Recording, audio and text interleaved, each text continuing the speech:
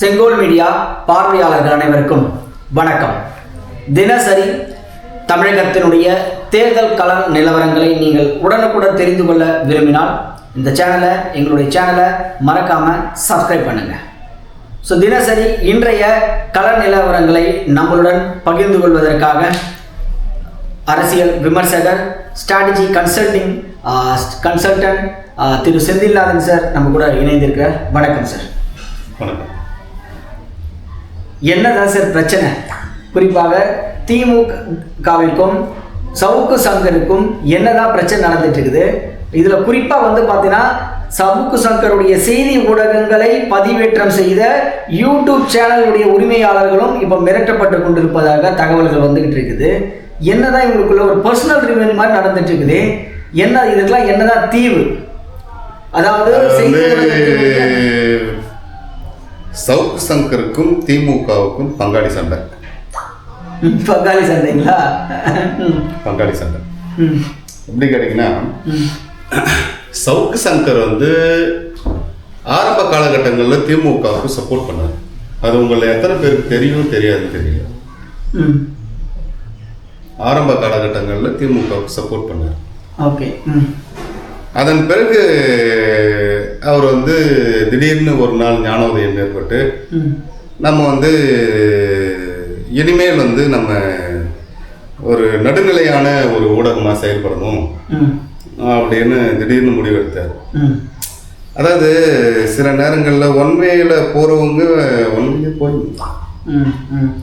திருப்பி ரிட்டர்ன் வர வேலையெல்லாம் வச்சுக்கூடாது.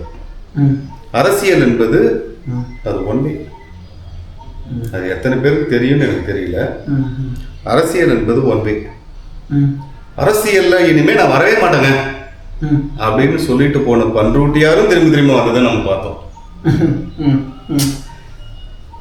எனக்கு அரசியலுக்கு சம்பந்தமே கிடையாது சார், என்னை விட்டுருங்க, வேணாம், அந்த சனியனை விட்டு ஒழிச்சாதான் நான் உருப்பிடுவேன் அப்படின்னு போனவங்க எத்தனையோ பேர் வேறு வழி இல்லாமல் திரும்பவும் அரசியலுக்குள்ளவே அரசியலை வேற வழி இல்லாமல், ஏன்னா அது புலிவாடை பிடிச்ச மாதிரி. புலி தூங்கும்போது தூங்கணும், புலி விழிச்சிருக்கும் போது விழிச்சிருக்கணும், புலி சாப்பிடும்போது சாப்பிடணும், புலி கோபம் வந்தால் வாழை பிடிச்சுங்கணும் கோபமாக இருக்கணும், புலி சாந்தமாக இருந்தால் வாழை பிடிச்சுங்கணும் சாந்தமாக இருக்கணும். இந்த புலி வாழை பிடிச்சவன் நிலைமை என்னன்னா, அவனுடைய சொந்தமாக அவன் யோசிக்கக்கூடாது. அவனுடைய பிரெயினுக்கு அவன் லீவ் விட்டவன். இதுக்கப்புறம் புலி என்ன யோசிக்குதோ அதுதான் இவன் யோசிக்கணும். இந்த மாதிரி இவர் முதல்ல தெரிஞ்சோ தெரியாமலோ பூனை நினைச்சு புலி வாழை பிடிச்சிட்டாரு. பூனை வாழை நினைச்சு புலி வாழை பிடிச்சிட்டாரு. புலிவாழை பிடிச்சி திமுகவோட புலிவாழை பிடிச்சவன் கதையெல்லாம் நமக்கு தெரியும். அதை விட்டு வெளியில வரான்னா பணமாயிருவான். இதுக்கு நிறைய உதாரணம் இருக்கு. கிருஷ்ணன் உட்பட. ரொம்ப டீப்பா போக விரும்பல. இப்ப என்னதான் தீர்வு? இப்ப இவங்க அவ்வளவுதான். அது ஏதோ ஒரு படத்துல சொல்லுவேன்னா அது அவ்வளவுதான், அது முடிஞ்சிருச்சு, அது முடிஞ்சு போச்சு அப்படிப்பாங்க. இதற்கு முடிவு என்னதான்? முடிவு சவுக்கு சங்கருடைய முடிவு. எப்படியா இருந்த போதிலும் சவுக்கு சங்கர் இனிமேல் திமுக பேச விடாது. சவுக்கு சங்கர் அவர்கிட்ட இருக்கிற பணத்தை வச்சோ மற்றதெல்லாம் வச்சோ, மேக்சிமம் பணம் தான், அது நமக்கே தெரியும். அவர்கிட்ட இருக்கிற பணத்தை வச்சு அவர் மற்ற மீடியாக்களில் என்னுடைய நியூஸை போடுங்க, மற்றெல்லாம் பண்ணுங்க அப்படின்னு அவர் சொன்னாலும், எங்கிருந்தோ ஏதாவது ஒரு சர்வதேச ஸ்டேட், சர்வதேச மையம்னா எங்க? சர்வதேச மையம்னா என்ன? இது போகணுமா? ஜெனிவா போகணுமா? ஜெனிவா இல்லை, தமிழ்நாட்டிலேயே சர்வதேச மையம்லாம் இருக்குது. பாண்டிச்சேரி பக்கத்திலே இருக்குது சர்வதேச நகரம். பாண்டிச்சேரி பக்கத்திலே ஆரோவில் இருக்குது. அதுக்காக ஆரோவில் தான் அவர் இருக்காருன்னு என்ன கேட்காதீங்க.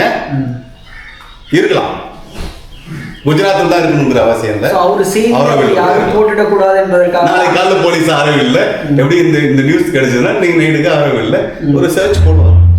சரி, அவர் போலீஸ் தேடுவது இருக்கட்டும், அவருக்கு சார்பான செய்திகளை வந்து வேற எந்த மீடியாவும் டெலிகாஸ்ட் பண்ணக்கூடாது தான் மற்ற ஊடகவியலாளர்களாக இன்னைக்கு மிரட்டப்பட்டு கொண்டிருக்கிறார்களா? இப்போ எனக்கும் அவனுக்கு பிரச்சனை. நீ இணையான அளவில் வந்து அவனுக்கு சாதகமாக போடுற பிரச்சனை யாரா இருக்கு? சவுக்கு சங்கருக்கும் திமுகவுக்கும்.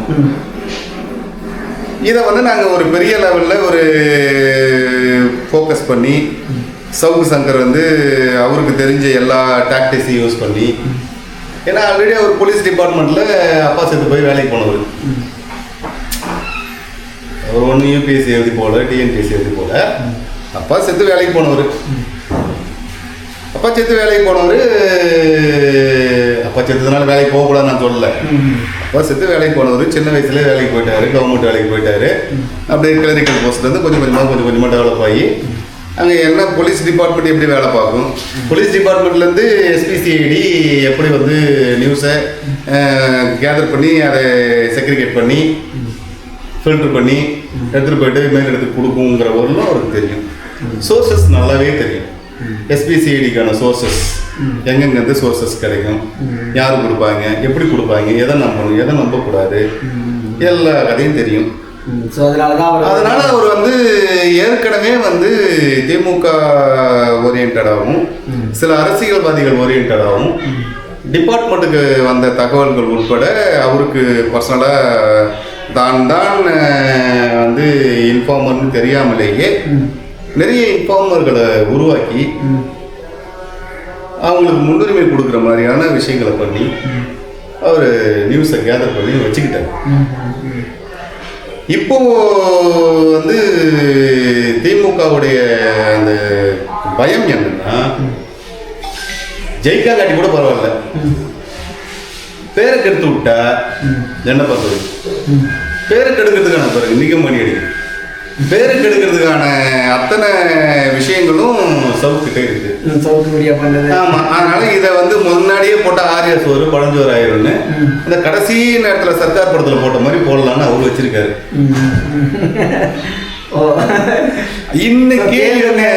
இன்னையிலேருந்தே வந்து கொஞ்சம் கொஞ்சமா மீடியாவில் சவுக்கை காமிச்சு சவுக்கு மூஞ்ச காமிச்சு இன்னையிலேருந்தே சப்ஸ்கிரைபர் ரேட்டு எல்லாத்தையும் ஏற்றி வியூவர்ஸ் ரேட்டை ஏற்றக்கூடிய அந்த யூடியூபர்ஸ் அந்த திட்டத்தை முறியடிக்கணும். எதிர்காலத்தில் ஒரு எலெக்ஷன் கிட்ட வரும்போது ஒரு 5 நாள் 6 நாள் வரும்போது திடீர்னு பரபரப்பா நியூஸ்ன்னு சொல்லிட்டு சவுத் நியூஸை சவுத் நியூஸ் மொத்தமாக, ஏன்னா அவர் இவ்வளவு போலீஸ் அதாவதுங்க போலீஸ் டிபார்ட்மெண்ட்டு எப்பவுமே போலீஸ் டிபார்ட்மெண்ட்ல மற்ற டிபார்ட்மெண்ட்டில் நீங்கள் போயிட்டு வேலை பார்த்துட்டு எனக்கு வேலை வேணாம்னு சொல்லி விட்டுட்டு போயிட்டீங்கன்னா ஓஞ்சிதாசனின்னு விட்டுருவாங்க, சம்பளம் மிச்சம்தானு. வேறு எந்த டிபார்ட்மெண்ட்டில் வேலை பார்த்தாலும் சரி, வா ஓய்ஜித், உங்களுக்கு கொடுக்குற சம்பளம், உங்களுக்கு கொடுக்குற பென்ஷன் எல்லாம் ஓய்ஜித், நிம்மதி இப்போ சந்தோஷமாக போடா எப்போன்னு விட்டுருவாங்க. போலீஸ் டிபார்ட்மெண்ட்டில் மட்டும் விடவே மாட்டாங்க. ஓ அப்படியா? 5 வருஷம் வேலைக்கு போல ஒன்றும் பிரச்சனை இல்லை, அதுக்கப்புறம் போய் ஜாயின் பண்ணிக்கலாம். விடவே மாட்டாங்க. சர்வலன்ஸ்லேயே வச்சிருப்பாங்க. சர்வலன்ஸ்லேயே வச்சிருப்பாங்க. எங்க போறீங்க, எங்க பேசுறீங்கன்னு, எங்க துப்பாக்கி சுடுறதுன்னு மொத்த ட்ரைனிங் கொடுத்து வச்சிருக்கான். புரியுதா உங்களுக்கு? உங்களுக்கு துப்பாக்கி சுடுறது கற்றுக் கொடுக்கணும் அவனுக்கு தலையெழுத்த. நீங்க போவீங்க, எல்லாம் கத்துக்குவீங்க. நீங்க வெளியே போய் மிதவாதியா இருப்பீங்களா, தீவிரவாதியா ஆவீங்களா? உங்களுக்குலாம் எதுவுமே கற்றுக் கொடுக்க தேவையில்லை. ஒரு தீவிரவாத குரூப்ல வந்து மொத்தத்தையும் நான் பார்த்துக்கிறேன், ஃபேமிலி அது இது விட்டுறதுக்கு எல்லாத்தையும் வெளிநாட்டில் செட்டில் பண்றேன், உனக்கு தான் எல்லா ட்ரைனிங் கொடுத்து வச்சுக்கிறீங்களே, கயிறு ஏறுவேன், மலை ஏறுவேன், இது கட்டி உள்ள நான் போவேன், நான் 1 வருஷம் 2 வருஷம் கஷ்டப்பட தேவையில்லை, எல்லாம் ஆமாம் உனக்கு எல்லாமே தெரியும், வந்துருன்னு சொல்லி கூட்டு போயிட்டா என்ன பண்ணிக்க? ஆகையினால் போலீஸ் டிபார்ட்மெண்ட்ல மட்டும் ஒரு ட்ரெயின்டு பர்சன் வெளியே விட மாட்டாங்க. சாவரவர்களும் கண்காணிப்பு. ஆஃப்டர் தி ரிட்டையர்மெண்ட்டும் ரிட்டையர்மெண்ட்டோட முடிஞ்சு போச்சு கிடையாதுங்க அவர் கதை. ஆஃப்டர் த ரிட்டையர்மெண்ட்டும் அவர் சர்வேலன்ஸ்ல தான் இருப்பார், கண்காணிப்பு வளையத்துக்குள்ள தான் இருப்பார். அதுல இருந்து அவர் வெளியே போக முடியாது, ஏன்னா அது ஒன் வே. அவருக்கு தான் போலீஸ் டிபார்ட்மெண்ட்டுக்குள்ள உள்ள போகும்போது பல முறை நீங்க என்னதான் வாலண்டரி கொடுத்துட்டு வந்தாலும் சரி, உங்களை வந்து கண்காணிப்பிலே தான் வச்சிருப்பாங்க, நீங்க போக முடியாது, எங்கேயும் போக முடியாது. அதே போலதான் சவுக்கு சங்கர் தெரிஞ்சோ தெரியாமலோ கீழ்மட்ட லெவல்ல ஏதாவது ஒரு எடுபடி வேலையில பியூன் வேலை வச்சிருந்தாலும் பரவாயில்ல, இவர் அங்கேருந்து கலெக்ட் பண்ற மொத்தத்தையும் வாங்கி ரெடி பண்ணி திருப்பியும் அதை வந்து அடுத்த ஸ்டேஜுக்கு கொடுக்கணும், அந்த லெவல்ல இவர் இருந்தார். அப்போ இவருக்கு எல்லா உண்மை சோர்ஸு, அதை வந்து எங்க பாஸ் பண்றாங்க, இதனால என்ன நடக்கும் எல்லாம் தெளிவா ஒருத்தனை ட்ரெயின் பண்ணி, கவர்மெண்ட் காசுல ஒருத்தனை ட்ரெயின் பண்ணி வெளியிட்டிருக்காங்க, அனுப்பி விட்டாங்க. அவரை அனுப்பியே இருக்கிறார். அவர் வந்து உள்ள இருந்தாதான் குடைச்சல் கொடுப்பான்னு வெளியில குடைச்சல் கொடுத்தாலும் நம்ம கண்காணிப்புல இருப்பாரு. இப்ப வெளியே அமைச்சதுனால என்ன ஆகி போச்சுன்னா கவர்மெண்ட்டுக்கு பெரிய தலைவலி ஆயிடுச்சு. இப்ப நீங்க எல்லாம் என்ன நினைக்கிறீங்கன்னா சவுக்கு சங்கரை இவங்க வலை போட்டு தேடுறாங்க, பண்றாங்க, போறாங்க, வைக்கிறாங்க, திமுக கவர்மெண்ட் இதெல்லாம் பண்ணுது. உண்மையான உண்மை என்னன்னா போலீஸ் டிபார்ட்மெண்ட் ஒரு தேவையில்லாத வேலையை பார்த்துட்டோம்டா, தேவையில்லாத ஒருத்தனை உள்ள வச்சு எல்லாத்தையும் கத்து கொடுத்து வெளியே அமைச்சிட்டோம்டா, இவன் கொடுக்குற குறைச்சலால மேல இடத்துல நம்மளதான் பிடிச்சி வாங்குறான். அடி தாங்க முடியாம கத்துறோம், நம்ம போய் நின்னோம்னா கண்ணாடி பின்னாடி பாதரசம் அழுகுது நமக்காக. ஆனா வந்து இந்த மாதிரி நடக்குதுடா அப்படின்னு சொல்லி இவங்க லோல் பட்டு. அதனாலதான் சவுக்கு சங்கர் அப்படின்ற வார்த்தை, சவுக்குல சாங்கிற வார்த்தை கேட்டாலே உடனே அவங்க வச்சுக்கிற எல்லா சிஸ்டமும் சாங் போட்டான் சவுக்கா பாரு அப்படிங்கிற மாதிரி அனலைஸ் பண்ண ஆரம்பிச்சது. அவங்க டேட்டா என்ன பண்ணுது, சவுக்குல எஸ்ஏன்ற வார்த்தையை தக்னினாலே உடனே உங்களை பிடிச்சிடும். அந்த மாதிரி அவங்க ரெடி பண்ணி வச்சிருக்காங்க. ஏன்னா இது வந்து போலீஸுக்கும் போலீஸ்ல வேலை பார்த்த ஒரு முன்னாள் ஊழியருக்கும் நடக்கக்கூடிய பிரச்சனை. நீங்க நல்லா புரிஞ்சுக்கணும். இது வந்து அவர் வந்து சொல்றாரு, நான் வந்து ஒரு மீடியா, நான் வந்து ஒரு நடுநிலையான மீடியா அப்படிங்கிறார். நடுநிலையான மீடியாவுடைய வேலை இன்னைக்கு அரசாங்கத்தை எதிர்த்து, திமுக அரசாங்கத்தை எதிர்த்து வீடியோ போடலையா, நம்ம கூட தான் சொல்றோம், எல்லாருமே தான் சொல்றாங்க. நம்ம என்ன பண்றோம், எல்லாரையும் சொல்றோம், இவரு அப்படிங்க, இவரு இப்படிங்க, இவரு இப்படின்னு சொல்றோம், ஒரு அனாலிசிஸ் பண்றோம். அதே போல அதே மாதிரி ஒரு டிகோட் பண்றோம், ஒவ்வொரு விஷயத்தையும் ஒரு டிகோட் பண்ணி கொடுப்போம் இல்லையா. இவர் மற்ற யாரையுமே டிகோட் பண்ணாமல் திரும்ப திரும்ப திரும்ப திரும்ப திமுகவை மட்டும் வந்து டிகோட் பண்றது தான் இப்போ அவங்களுக்கு பிரச்சனை. அது வந்து என்ன பண்ணாங்க, என்கிட்டே சம்பளம் வாங்கிட்டு, என்கிட்டே ட்ரைனிங் எடுத்து, என்கிட்டே எல்லா விஷயத்தையும் பார்த்துக்கிட்டு கடைசியில் நீ எனக்கு எதிராக எல்லாம் பண்றியா அப்படிங்கிறது தான் வந்து திமுகவுடைய கோபம். ஏன் இப்போ பங்காளின்னு நான் அவர் சொன்னேன்னா, அரசாங்கத்திலிருந்து எல்லாத்தையும் கற்றுக்கிட்டு அரசாங்க சம்பளத்தை வாங்கி வாழ்க்கையை ஓட்டிய ஒரு ஊழியர், அரசாங்க ஊழியர் இப்போ ஒரு பங்காளி ஆகியா. அப்ப என்ன பங்காளி சண்டைக்கு என்னதான் தீர்வு? பங்காளி சண்டைக்கான தீர்வு ஒன்று சவுக்கு சங்கர், நான் எதுவும் பண்ண மாட்டேன் சாமி, என்னை விட்டுருங்க, என்கிட்ட இருக்கிற காசை வச்சுக்கிட்டு பணத்தை வச்சுக்கிட்டு நான் எப்படியாவது பொழைச்சிக்கிறேன், நான் வந்து கிளம்புறேன், எனக்கு திடீர்னு ஞானோதயம் வந்து தப்பு, திடீர்னு ஞானோதயம்லாம் வரக்கூடாதுன்றதை இப்போ நான் புரிஞ்சுக்கிட்டேன். அந்த திடீர்னு நல்லவனாலாம் ஆகக்கூடாது. அடிப்பணிங்களா? ஆகுறோம். இல்லை அடிப்பணி தேவையில்லை, நான் ஆட்டத்திலே இல்லை, நான் ஆட்டத்தை விட்டு போயிடுறேன். ஆமாம், ஆட்டத்தில் நான் இல்லை, எனக்கு இந்த ஆட்டத்துக்கு சம்மந்தம் இல்லை, நான் ஆட்டத்தை விட்டு போயிடுறேன் அப்படின்னு ஒன்று அவர் போயிடணும். அப்படி இல்லைன்னா அரசாங்கம் மாறணும். ஆட்சி மாற்றமும் சவுக்கு சங்கரோட மனநிலை மாற்றம், ஆட்சி மாற்றம். அப்படி இல்லைன்னா வந்து இறந்திரவா நீ பிறந்தாய் சவுக்கு சங்கர் இந்த மண்ணுக்குள்ளேன்னு ஒரு பாட்டை பாடி வேலையை முடிச்சிட வேண்டியதுதான். அதை வந்து அரசியல் கட்சிகளே முன்னெடுத்துருவாங்க. இன்னைக்கு இவர் யாரை வந்து பெருசா வந்து தலையை தூக்கி வச்சுட்டு இன்னைக்கு யார் ஆடுறாரோ அவங்களே அந்த வேலையை பார்ப்பாங்க. ஏன்னா இந்த நடுநிலையாளர்கள் அப்படின்னு சொல்லக்கூடிய ஆட்களுக்கு கை நம்ம அந்த இரும்பு பிடிச்சவங்க கையும் சரங்கு பிடிச்சவங்க கையும் சும்மா இருக்காங்க சொல்லுவாங்க. இவங்க வந்து அப்படியே போட போட போட போட இப்போ அடுத்தது ஏடிஎம்கே வந்துருச்சுன்னு வச்சுக்கோங்களேன். ஏடிஎம்கே பற்றி நல்ல விஷயங்கள் போட்டுக்கிட்டே இருப்பாங்க. திடீர்னு கீழே கமெண்ட்ஸில் காரிட்டு இருப்பான்.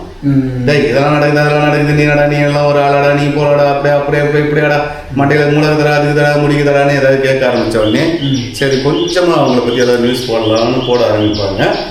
உடனே இன்னைக்கு திமுக என்ன மனநிலைக்கு வருதோ, அதிகாரம் வரவர்களும் நீங்கள் அரசியல்வாதிகள் வந்து அப்படியே காலில் விழுந்து கும்பிடுவாங்க.